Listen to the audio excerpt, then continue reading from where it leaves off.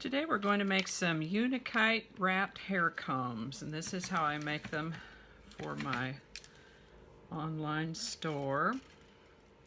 These are some rocks that didn't quite meet my visual requirements. It takes about a yard of wire. I use 24 gauge. This is finished copper wire.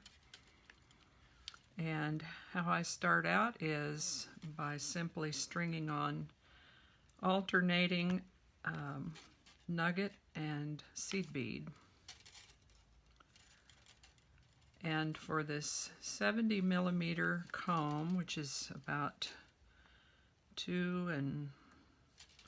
between 2 and 3 inches in length, it will take almost a foot of strung beads. So I find the easy way to do this is to string the beads first and then wrap the comb.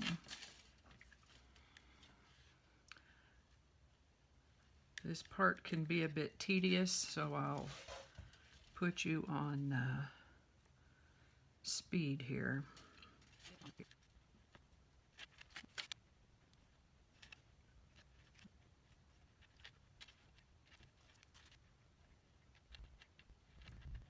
Sometimes you get a bead that's been drilled really close to a corner, like this one has. I don't use these because they have a tendency to break right there. That little bead will be popping off and breaking, so I'll put it up here in my something else jar.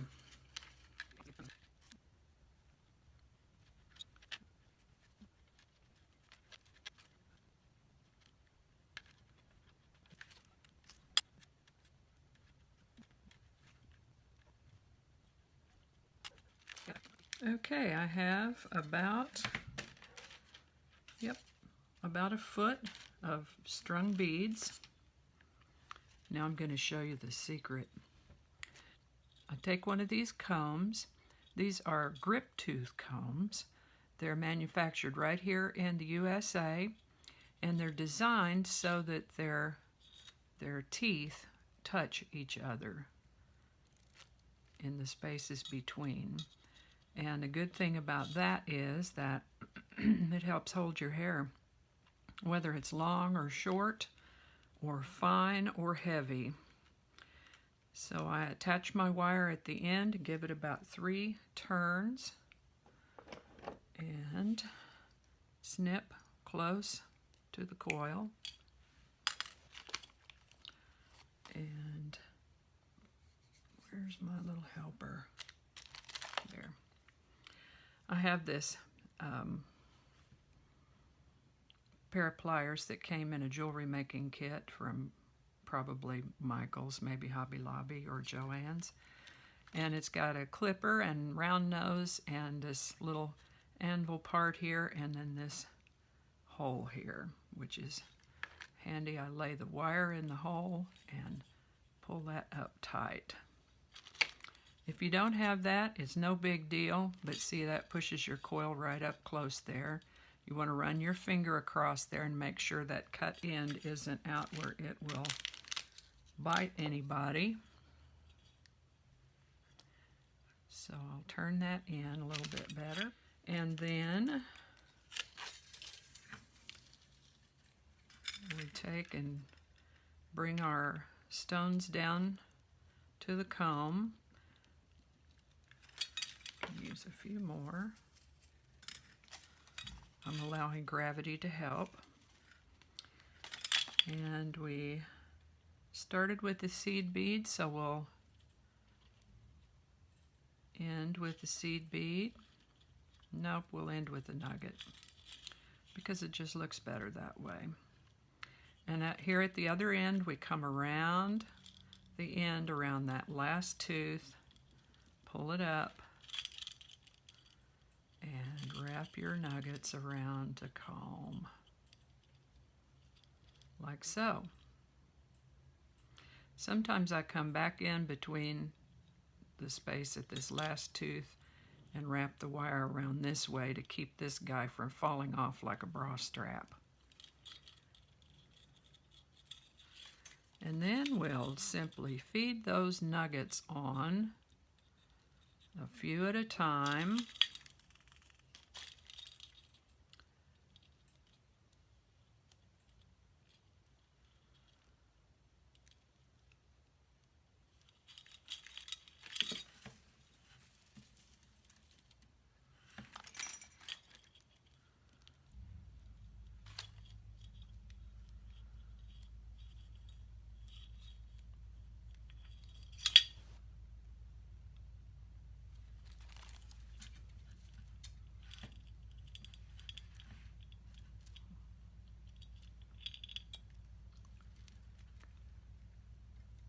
Sometimes you'll get a nugget that wants to stick right where it is.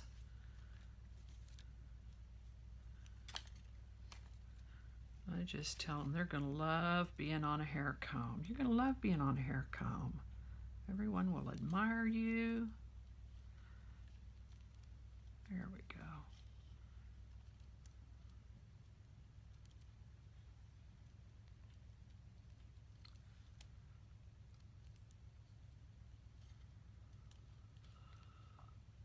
Sometimes your wrap kind of outruns you.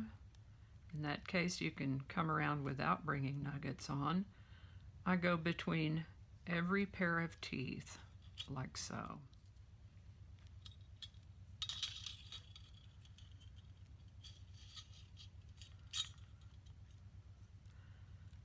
And this kind of work is where you really get to use your sense of color. You see, I'm working with Unakite that has this the green and the salmon colored parts together. They just go beautifully with copper colored wire. So that's what we use for these. I've made other ones with golden wire or rust colored wire, but I think the copper colored wire is what looks best.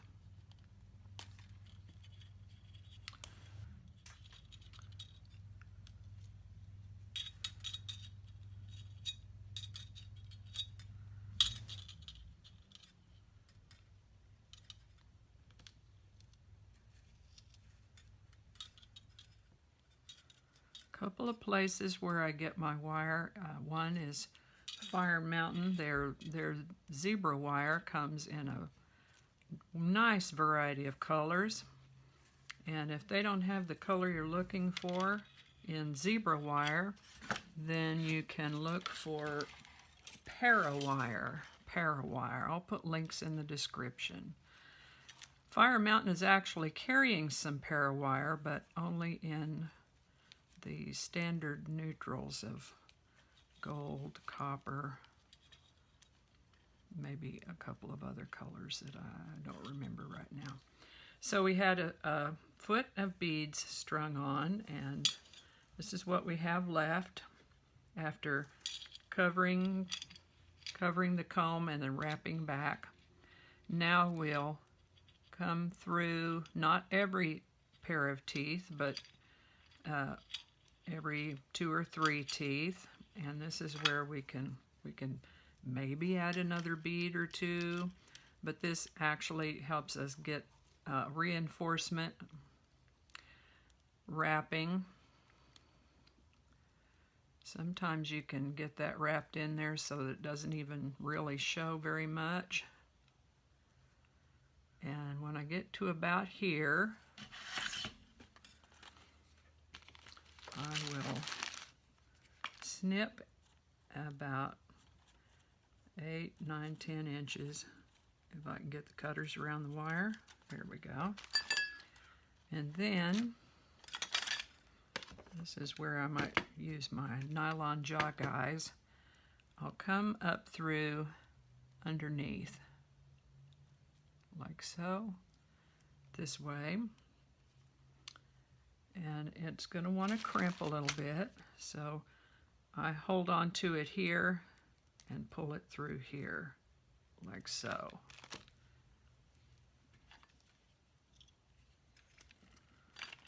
All right, And sometimes I'll weave back and forth a little bit, but I think that right now we're good with our wrapping. So I'm doing this to give the wire just a little bit of a bend, and then I'm going to feed it through there. Doesn't have quite enough curl in it. So I will feed it through there and grab hold of it, and sometimes it's good to kind of guide it from the back end a little bit. There. We're basically just going to wrap a coil around here. That's going to be our tie-off. And sometimes it's a bit challenging to see where everything is. I do at least 3 wraps, often more.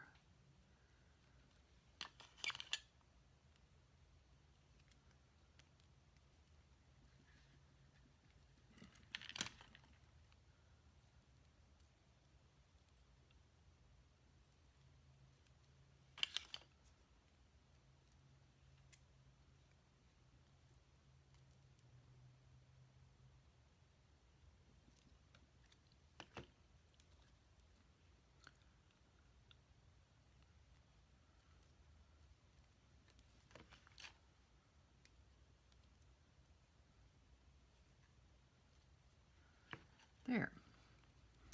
And then you can trim it right back here if you want to, and sometimes I do, but in this case I'm going to trim it about here and coil it around and tuck the coil in.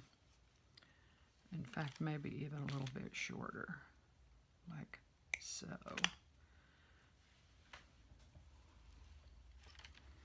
I save all my copper wire scraps for a scrap bin that I may one day take to the recycler or maybe melt off and reuse myself. I don't know. So there it is, coiled like so, and then I'll turn that and tuck that coil in like so. Run a finger across there, make sure there's not any little wires grabbing. And there is a beautiful Unakite comb.